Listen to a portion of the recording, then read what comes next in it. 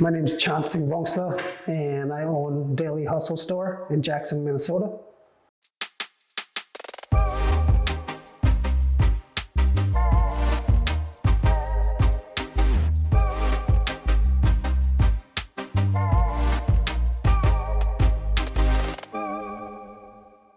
I started a lawn care and landscaping company, and during the winter times, I would dabble into shirts and t-shirts and, just printing t-shirts. I've always been in that, but I never knew how to, take it to the next level. So during the winter months in Minnesota, when it's cold and stuff, I have a lot of time on my hand. And so I would, do research and buy them cheap printers and print out heat press transfers and try to sell the shirts, and I'd try to sell it out. I also did lawn care and landscaping, but I also bought a laundromat. So a laundromat had a little office in there. And so in the wintertime, I said, hey man, let's set up a shop here. I've got all the time in the world to make some money in the winter here. So then I started the t-shirt business, and I dabbled into that and I didn't sell one shirt, I think, during those times when I was selling it out of the laundromat, because I didn't have nothing, at that time, no clientele, nothing. I was just waiting for people to come in the laundromat and, sell them shirts, printed shirts. 2015, that's when I got into YouTube, and I started vlogging every day. It was just randomly my life. And next thing you know, it just took off. Every day I did that for 2 years. If you look back at my YouTube channel, for 2 years I did that. And I didn't care if I had 50 views or 100 views. As long as the numbers were going up, I knew that people were watching. And it took off. And then next thing you know, people wanted shirts, hats, the gear, the Daily Hustle gear. And I said, man, I need to find a way to get these into people's hands, my own brand. And so what I did was I went to the local embroidery and screen printing shop, have them make me my, the apparel. And it just wasn't the way I wanted it, and they weren't quick enough for me. I did some more research, and I found a good deal on a embroidery machine, single head machine. I'm not gonna name the brand, single head machine. And they said the payment was low and all this stuff. And so I said, okay, if I can make the payment for 1 month, make enough sales for that 1 month, I might as well buy this embroidery machine and do it in-house, because I've got the time in the winter to learn this. So I did that. I bought an embroidery machine brand new, never knew how to run it, nothing, just YouTube. That was my only go-to to learn. And so I bought that $13,000 unit, shipped it from Florida to Minnesota, and I had that in my hands, and I started setting it up. I spent just literally all day, all night after work in that little office of mine, learning how to use the embroidery machine. And next thing you know, I'm making merch. This YouTube thing turned into a business itself. So I created another brand and another name, and next thing you know, I'm embroidering hats, with that single head unit. And then I started getting brand deals from sponsorships, like Bobcat equipment and stuff, and they wanted me to do 200 hats and take it to the expo.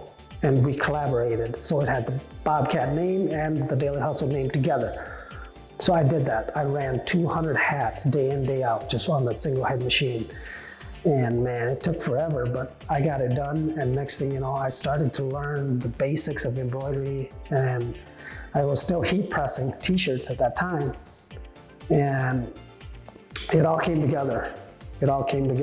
And in 2019,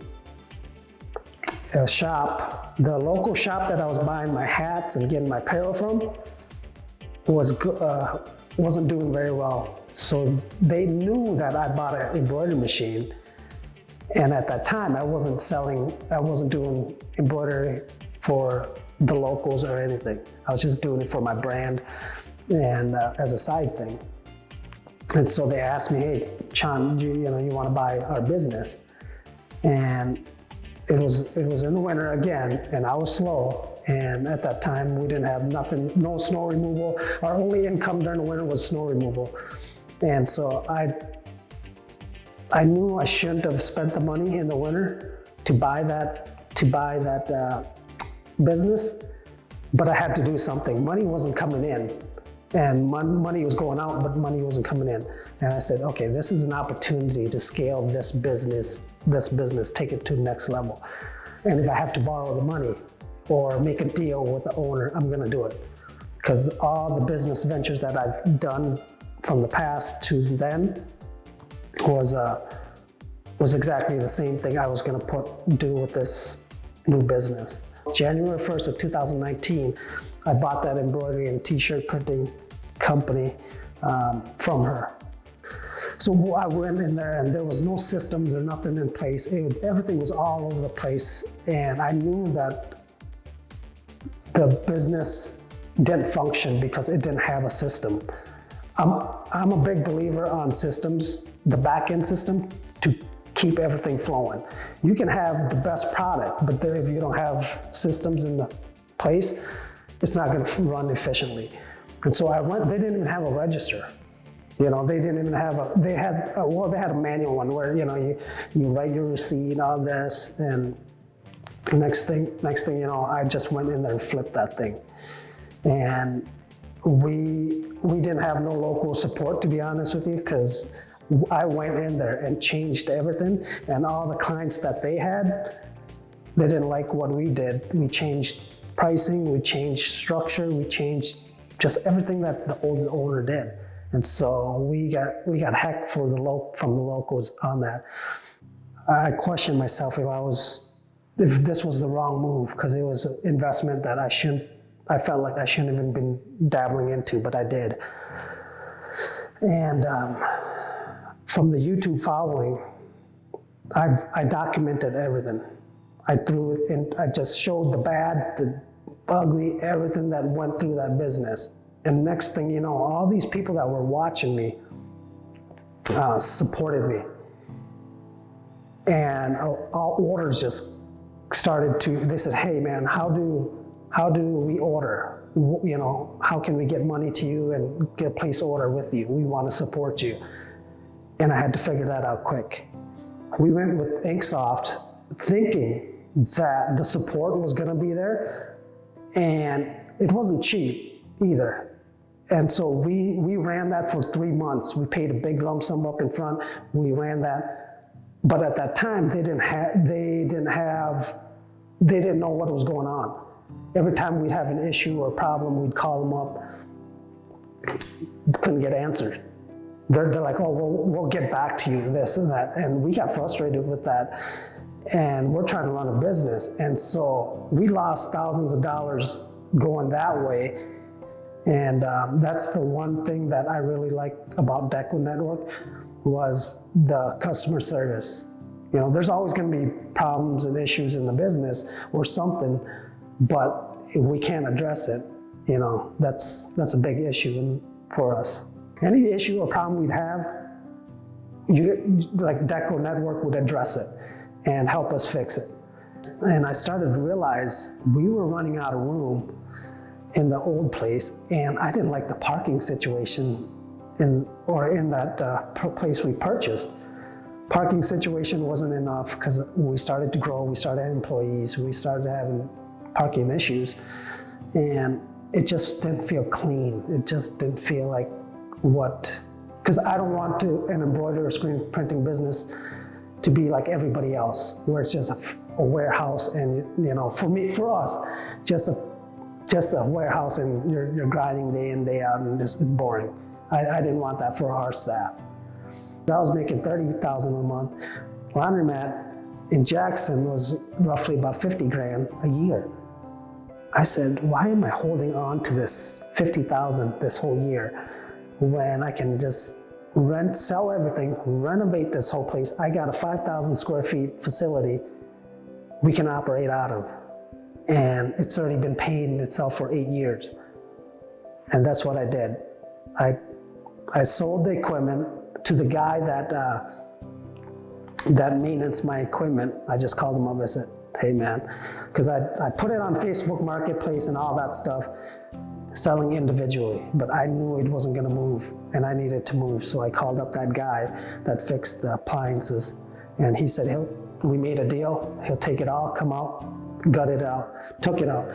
He took it out in 2 days, to clean everything out. And the money that we made, we reinvested it back into the building, renovated everything, made it the way that we wanted to. And here, in a month, we were moved in. From the time I sold it to a month later, we had the plumbers, we had the contractors, all these people that, we lined up and we got them all in there to renovate. Our first year, we did 130,000. Okay, that's with me, my wife, and two other gals. We did 130. Second year, I believe that was 240. 240. This last year, we did 460,000 in sales, and it's a small town, man. Like I said, we're not depending on. And to me, that's still small numbers. We want to hit 750 to $1 million this year, 2022. That's my goal. And as you can see, it keeps growing. And that's why we're able to keep scaling. Because we know that there's money in this industry. And so it's good money. We started using DecoNetwork, I think in June, I believe in June of 2019. And what I really like about it is I don't know how you say it, it's got Sanmar, SNS, all the vendors in there and in the system. The catalog. Yeah, it has a catalog in there that we use and we order from those vendors. And we're able to pull that into the system and adjust the prices and be able to order through that system as well. And so that's what I really like about it. And then after that, once we get a quote up to a customer, the back end system, it's a good CRM where it holds all the client's information. Like it tells you when you sent the email, did they open it up? All these things that you don't need to write on paper. And it sells quicker when you have the quotes all quoted. You send it to them, they accept, they approve it, it gets paid. Then we do the artwork in the back end. Then they approve the artwork, the customer does. And then it comes back to us, and then we can say, okay, push it down the line, and it goes into production. That process, it's made our sales much quicker, fast and easy. And before, man, we would have to just email back and forth.